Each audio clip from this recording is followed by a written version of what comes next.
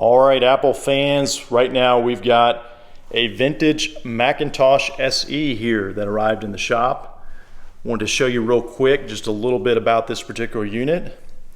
Now, I actually remember growing up and having one of these in the house, and so it's kind of neat to actually get one in the shop finally. But this is the Macintosh SE, and I believe the release date was right around 1987. It's got a copyright date on the back of 1988. And so this is the Macintosh SE. So it's not one of the first ones they came out with. You can see it's got a floppy drive on the front there, a 3.5-inch floppy. And of course, that was something later. The 5.25s were the original ones. There's a little bit of yellowing on the front of this particular unit here. I don't know if that's showing up in the video so well. But if I go to the side casing, you can see the side. This is more the original color it would have been. So there is a little bit of yellowing on the front. That seems to be common on some of these older ones, but still overall in really good condition. There's that classic Apple logo. You don't see that anymore on the newer products that they've made. But let me just pan around here. You see all the vents going down the side there. Turn it around, you can see the back and the different ports here. Yeah, so no USB ports on this guy right here. You can see it's got Ps2 ports for the mouse and keyboard, and then it's got a serial port.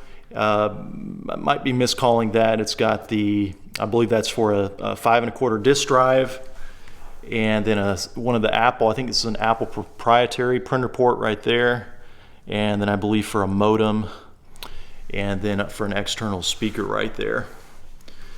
It's got the serial number in plain sight there.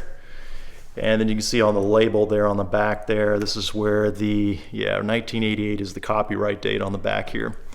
But like I said, I believe this actually was released first in 1987, if I'm not mistaken. And then the Apple code model on this one was M5011. And interestingly enough, today they still have a kind of a similar nomenclature on their, when they name their models. A lot of them today start with an A as an Apple, but back then they started with M's for, I assume, Macintosh. So this was the M5011, the Macintosh SE. And what's really neat about this guy is it's got a handle here. I mean, this thing was pretty cutting edge for its time in that you could cart it around.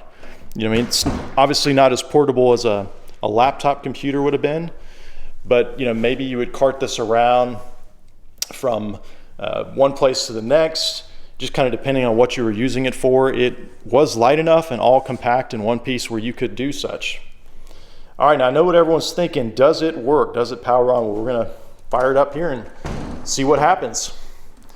So on these Apples, it's just got a basic 3-prong power cable, standardized there, connected to 120 volt. Oh yeah, and I forgot to show you these buttons on the side here. So we're gonna go ahead and flip it on. I'm gonna turn it so you can see it first, and then I'm gonna flip back here and flip that switch on. All right, so hear a little pop on the speakers, hear the fans turning on, and there you go. So you can see there on the screen, it's got a little bit of a code there and a frowny face. And so I'm sure people watching this video can comment on exactly what that possibly could mean, what needs to be done, or what disk you might need to get this thing fired up and working fully. Be sure to let us know in the comments. You can see there the code below, 0000000E echo, and then the second line down there is 0000804.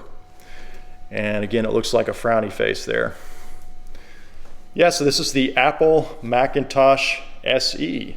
So we get a lot of items like this in our shop that maybe need a little bit of work, a little bit of restoration, and we typically don't do that here. That's something that our customers enjoy doing, and so we typically sell these things as is. You can see this unit has some white dots random across the screen there, so that might be another issue altogether with the graphics, with the video, where it shouldn't be doing that, or maybe it is related to the code that's displayed on the screen there. Again, I'll give you a close-up there so you can see what that code is. But definitely let us know in the comments if you own one of these or you're an expert and you know exactly what that code means.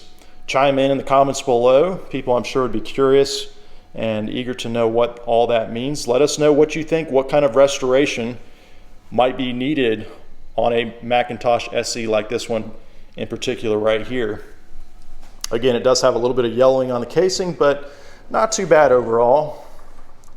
Now, if you've got something like this laying around your place and you're curious what it might be worth, be sure to visit our website. Jaybrokers is a risk-free secondhand marketplace. And so basically we take all the hassle and the risk out of selling items. And so if you've got an item like this, you just visit our website, request a personalized offer, and you tell us as much as you know about your item, the make, the model, the condition, that sort of thing. And then one of our reps will get back to you with a cash offer, a written cash offer in your email inbox, typically within 24 hours or less during normal business hours. We even give you a prepaid shipping label. We take care of all the selling and we pay you up front. The selling is all up to us then. We deal with all that risk and hassle on the back end, returns, chargebacks, all the fraud and everything. We take care of all that online. Meanwhile, you just collect your cash and you're good to go. So if you've got something unique like this, be sure to visit our website. Now, some items are too old for us to consider. They're just not worth enough, and the shipping is kind of cost prohibitive.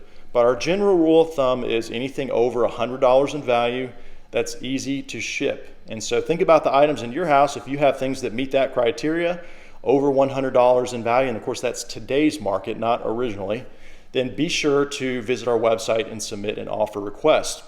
We also deal in modern electronics. That's the bulk of our business, actually. And so we have about 2,500 common products, gadgets, from headphones to phones to tablets, drones, things like that, where you can actually get an instant cash offer. So if you have things like that as well, you've got an iPhone and you want to know what it's worth, what you'd get from Jaybrokers, you can actually go on our website right now and get an instant offer for that particular device. So definitely check us out. As always, thanks for watching.